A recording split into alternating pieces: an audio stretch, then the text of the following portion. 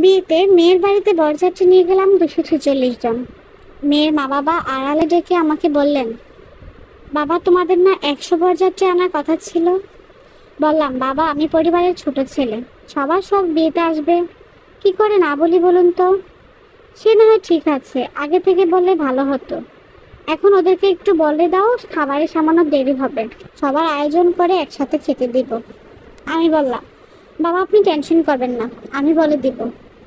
বিয়েতে আত্মীয় স্বজন বন্ধু বান্ধব কাউকে আনা বাদ রাখি নাই, সবাই তো কাছের মানুষ, কাকে রেখে কাকে বাদ দেই। বিয়ে হয়ে গেল, বছর ফিরতে স্ত্রীর ডেলিভারি, হসপিটালে আমার রুদ্ধশ্বাস অবস্থা, এ নেগেটিভ রক্তের অভাব। আত্মীয় স্বজন অনেকের সাথে রক্ত মিলে যায়, তারা বাহানা দিয়ে এড়িয়ে গেল।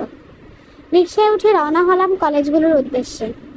সেখানে রক্ত জোগাড় করার স্বেচ্ছাসেবী কমিটির ছেলেমেয়েরা থাকে, ওদের বললে যদি কোনো উপায় হয়।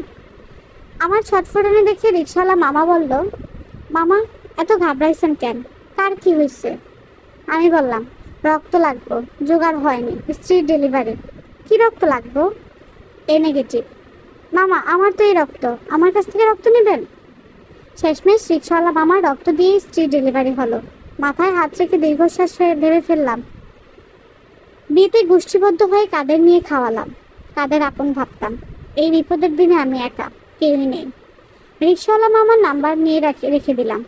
বাড়িতে ভালো মন্দ রান্না হলে তাকে যাকে খাওয়াই, সেই একমাত্র আমার আপনজন।